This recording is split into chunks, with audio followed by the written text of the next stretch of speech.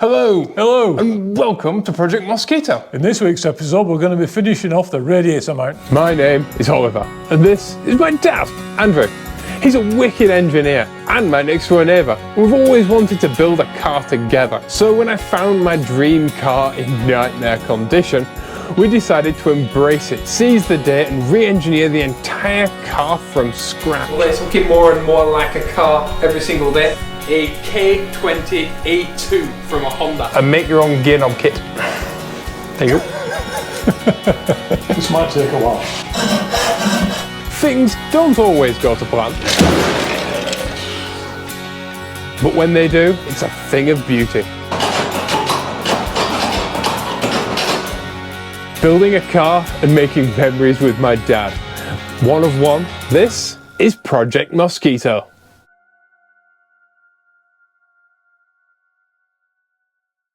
Got some new pot rivets. Yeah, because we keep running out. Don't actually know how many we've used, but it's a lot. Yeah.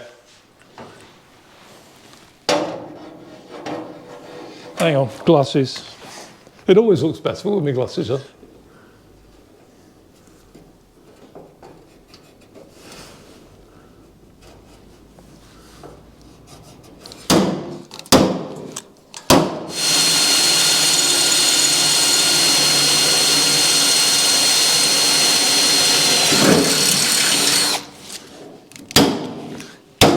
I'm going to need to take some out. To trim off this bottom edge.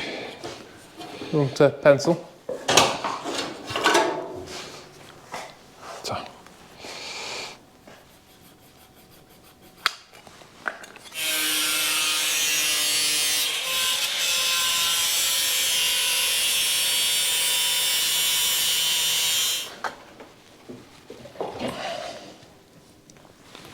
So we're trying to guide the air around this shock tower now. Yeah, because if we've got this square face here, so we want to get the air to come round,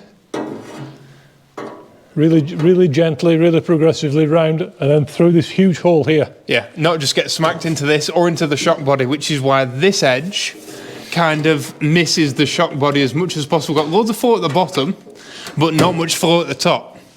And so our top is designed to flow as well as possible, whereas our bottom just has loads of area.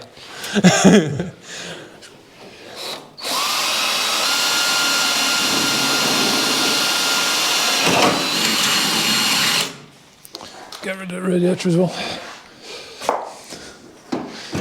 Before we have an accident. Yep.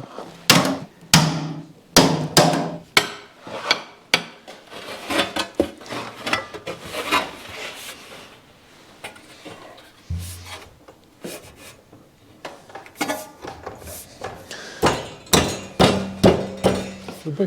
22. Or 21 and a half. Oh no, I've lost my pencil. No, you haven't.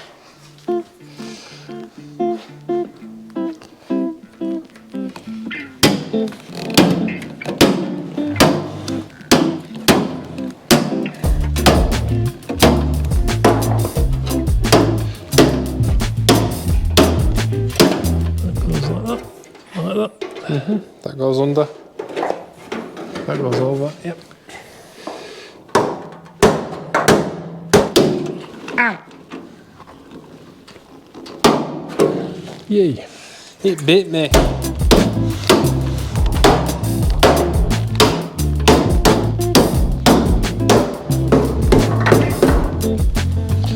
Jolly good.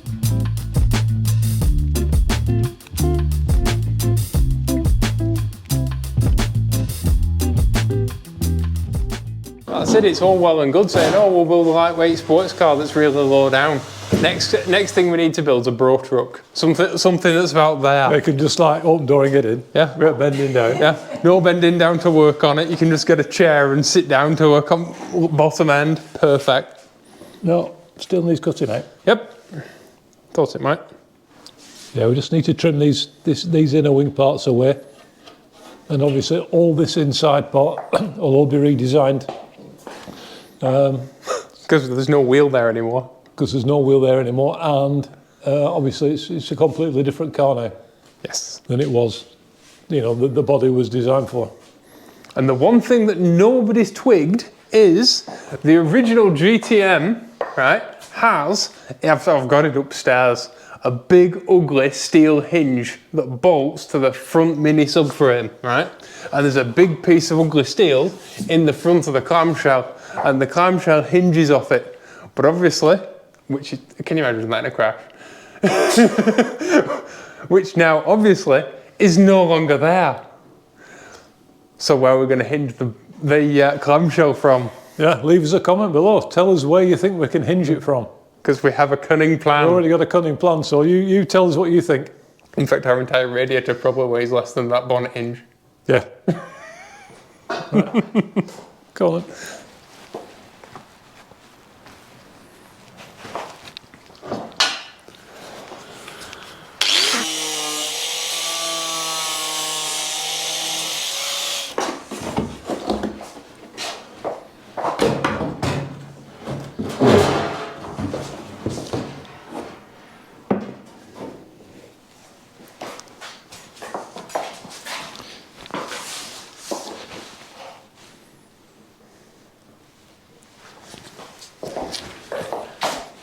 My side needs to go back Yeah. considerably. Catching on something. No, yes. Not here. You what? It's on here now, isn't it? Yeah. Yeah. That flange needs bending down.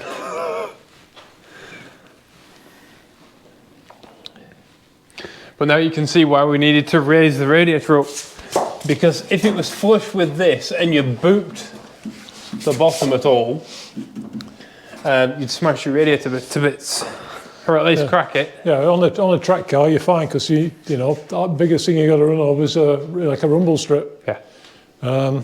Which generally isn't anywhere near this bit. No. But if this gets airborne over a crest, then you know, on a track that has a crest. Castle Combe, I think it's Castle Combe. Is it? Yeah. Got the jump. Well, we've got plenty of clearance. Yeah. It looks the part. It does. Once we're going to put we need to put, obviously it needs a grill, and we need to make a piece, obviously, to direct air up into the radiator and sit on top of here. And this flange needs bending down, but other than that looks pretty good to me. Yeah.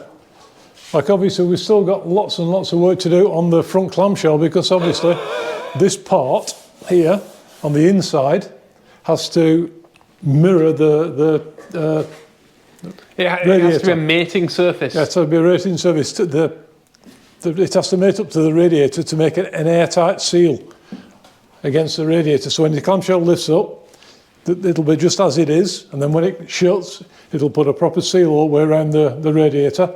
So all the air that goes in here has to go through the radiator. And if we want, we can actually put some little brake ducts as well in the side of the mouth, just forward of the radiator core, if we want.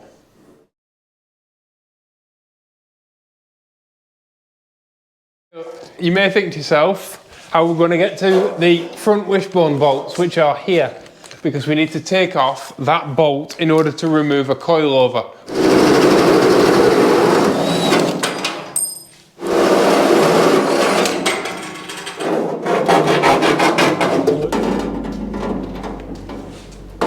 So hence we can get a socket in there. We don't have to remove all this just to tighten or undo the front suspension.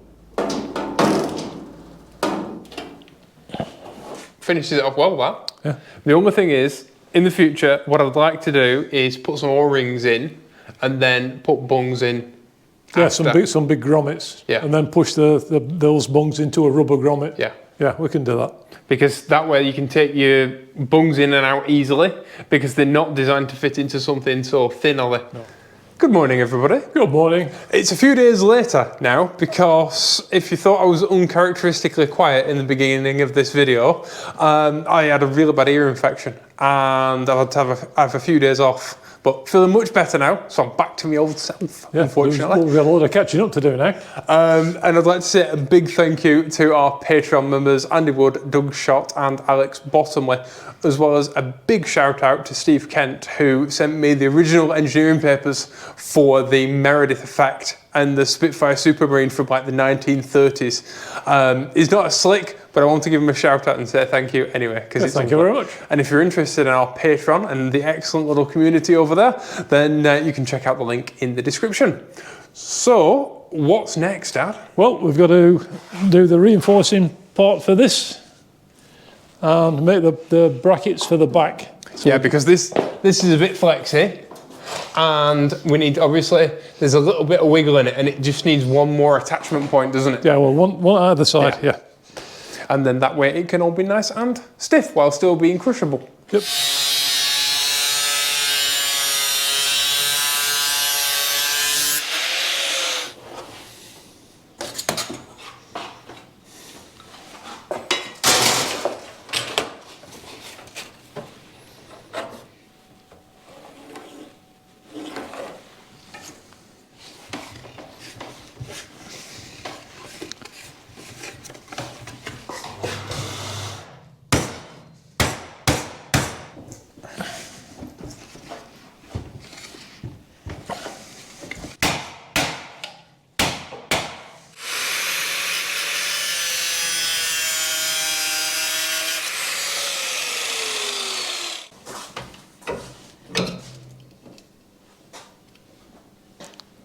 Where are we, Hunter? Well, one's one way, one's the other. So whichever way you go, it doesn't matter because there's one will be right. You can only screw the second one up.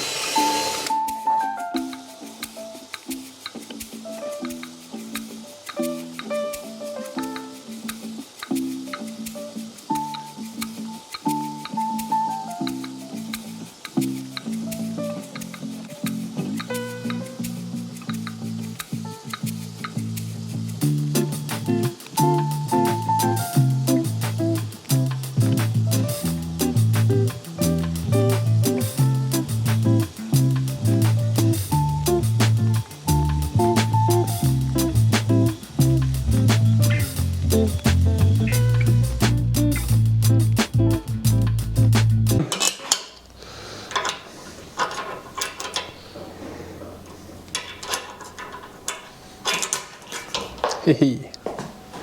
Nail it.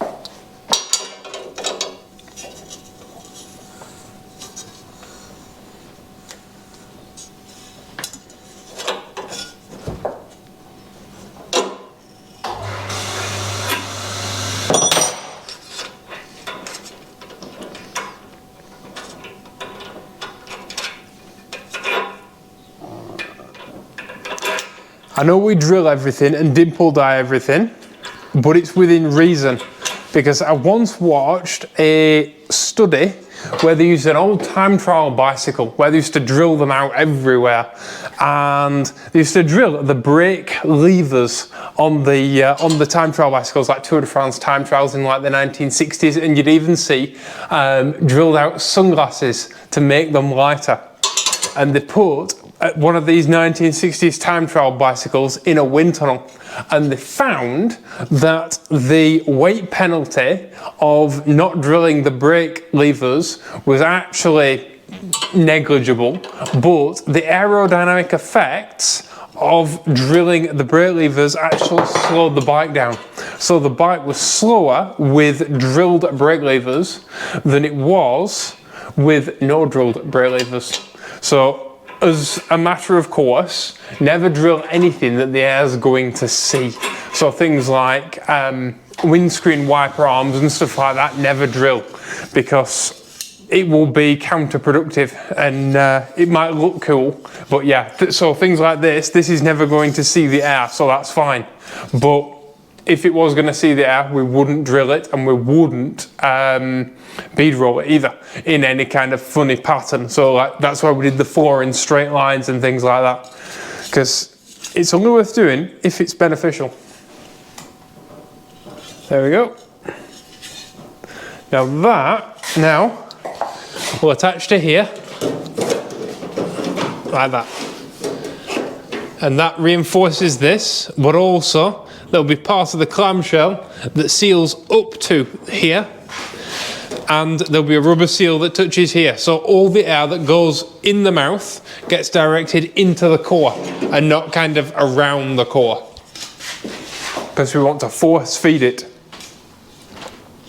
like cooling foie gras.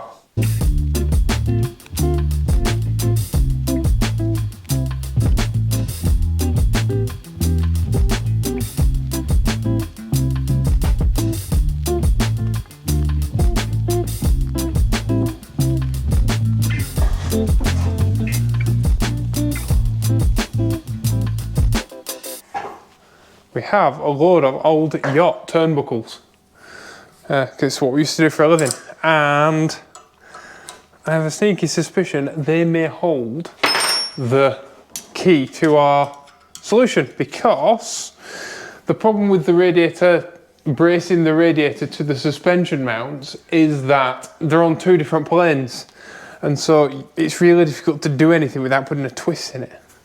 Whereas with a turnbuckle, we can make a foot on the suspension top mount that we could even weld on if we wanted, and we can make a rivet of foot onto the radiator duct, and then obviously we don't even have to worry about dissimilar metals and stuff then. So that's one.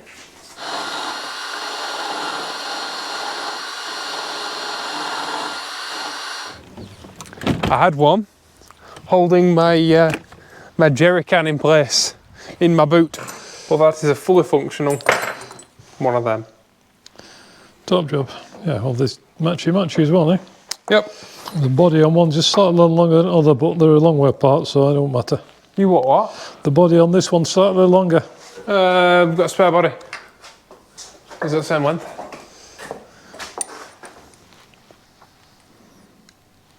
There you go, long body. If we want, we can even use some of this aluminium channel, chop it lengthways, drill a hole through, and use these two edges back to back, and then use this face to rivet on. But that'd be 4mm thick, wouldn't it? Eh? If you use two bits of this back to back, that'd be 4mm. Yeah, but these are quite wide, so yeah, that'll do. And we can either pin it or we can bolt it or whatever you want. Bolts probably better, aren't they? Because pins rattle.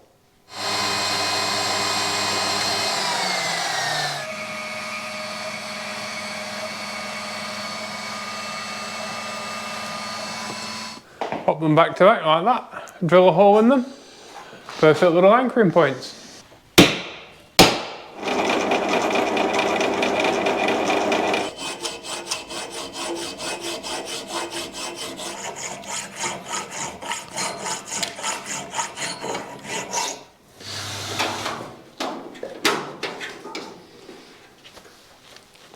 Spot on. Yep. If we drill that, we'll nut and bolt it, and then we can put big penny washers on back. Yeah.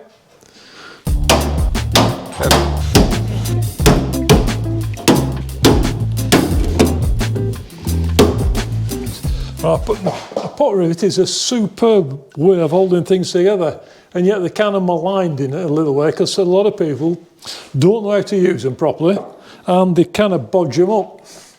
And they don't space them out equally enough. They don't put them in the right position. If you can see with these ones, they're not in a straight line. They go along, then they go up, then back down again. And they're all equally spaced. Because you've got to distribute your force, yeah? Because it distributes the force. If you put them all in a dead straight line on something that's being pressed down, it puts them in shear.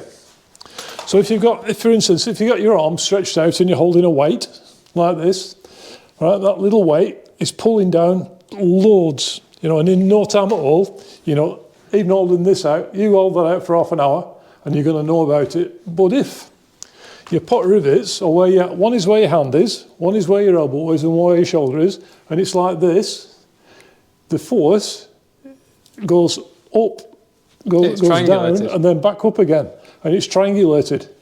So it ends up being super strong. Yeah, and another thing when you're using pot rivets is get the right length pot rivet. And these ones are 6 millimeters. So between that flange and the end is 6 mil. And we're fastening 2 1 millimeter sheets together. If you get a pot rivet that's too long, and basically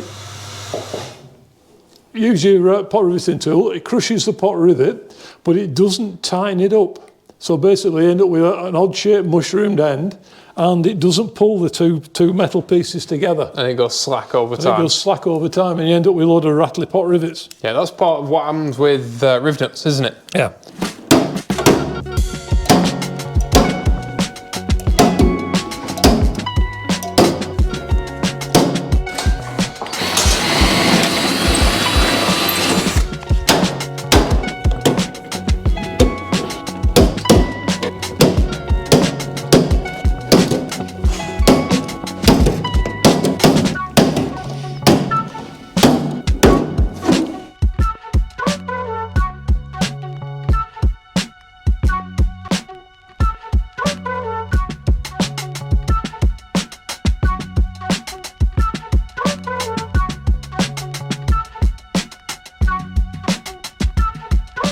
Okay, what we have here is a little rubber mount, threaded at both ends, bonded in, and basically what we're going to do, this attaches to the radiator. The bottom of the radiator is sat on little rubber feet, so the whole thing is isolated from the rest of the car.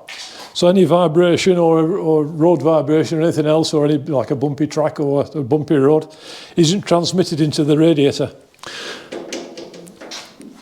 So these basically screw in there.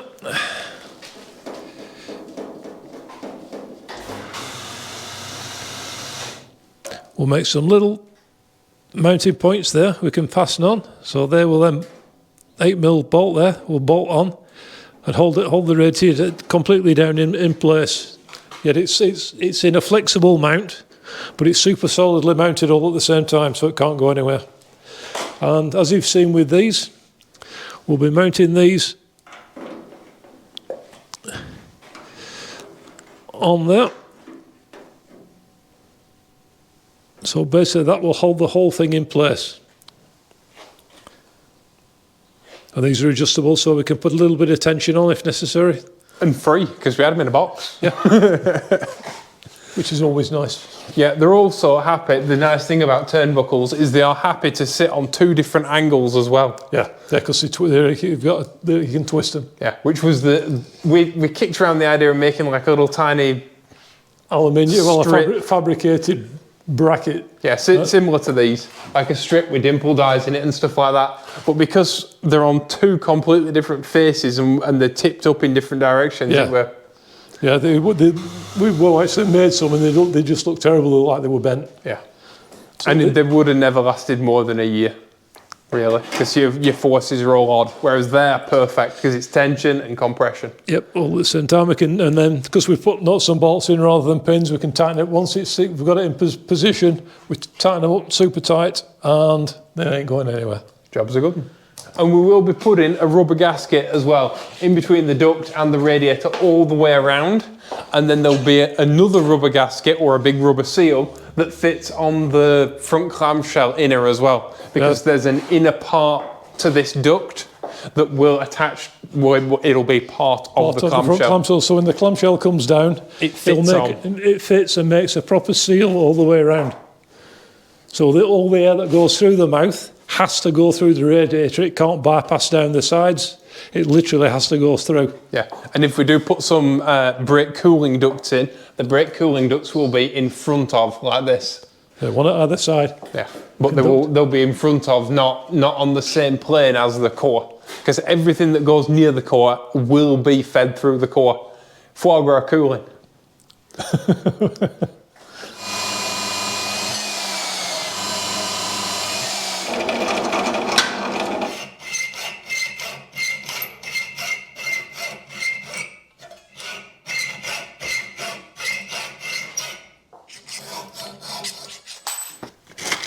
While Dad's doing that, right, there's been some questions and discussion in the comments about extracting of radiator air and what's the difference between our method and extracting out your bonnet, right? It's pretty much as broad as it is long. You want to extract into a place of low pressure. Now there is a place of low pressure on the front of your car, of every car, and there is a place of low pressure behind each wheel, right? And if you've got loads of room in the front of your car, then you can have a really well designed duct with really nice angles.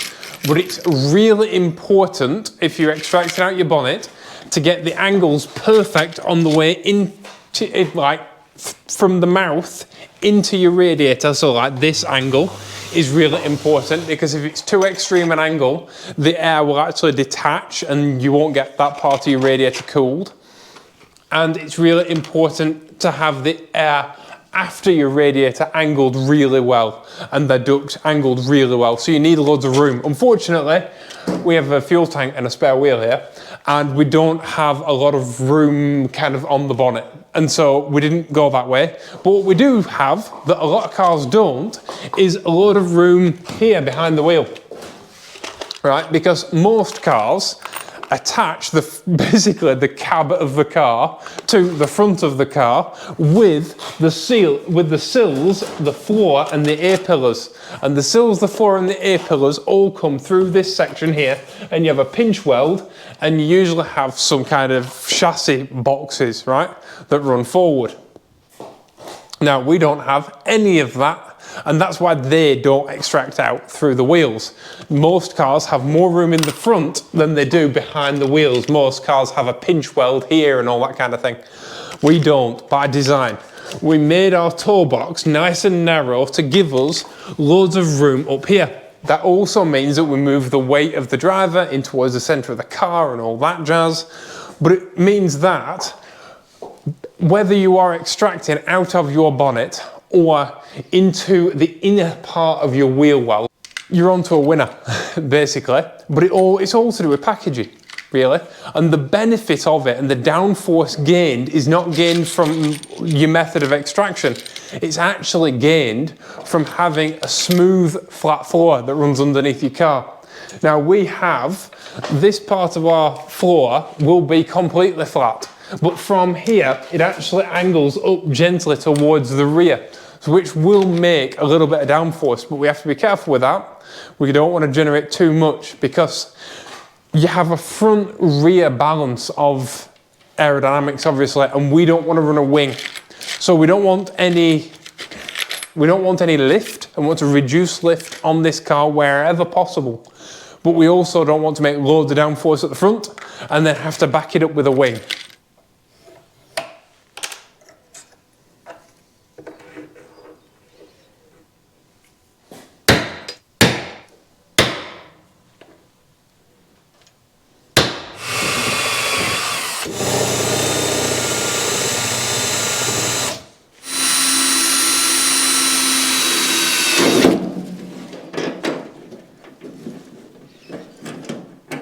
Don't the nut on, or not? Yeah. Yeah, just do it. If you do it up finger tight, it'll just hold it in position. And we're well aware that no one will ever notice that these bolts are angled inwards and these bolts are angled inwards. But we'll know, and you'll know. And that's all that matters. As we go, when we build the car properly, because obviously everything now is just temporary, because as we build it, when we come to do the car properly, we'll fit proper. By properly, Dad means when we come to paint it and stuff, it all has to be taken apart and stripped.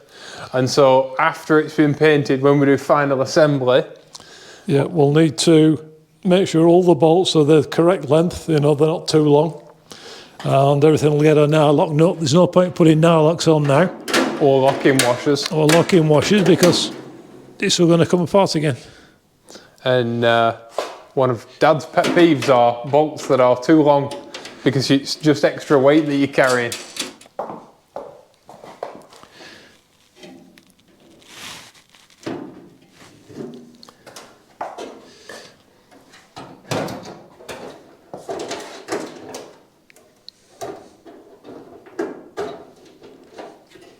So unfortunately, that's all we've got time for this week. Yeah, we've got loads left to do. We've got these little feet to put on. We've got a little valance to put on. We've got all sorts to do. But thanks to me, we've got no time left at all to do anything this week. In fact, this video should have been finished yesterday. And it goes up tonight. So I want to say a massive thank you for watching. A huge thank you to all of our Patreon members. Yeah.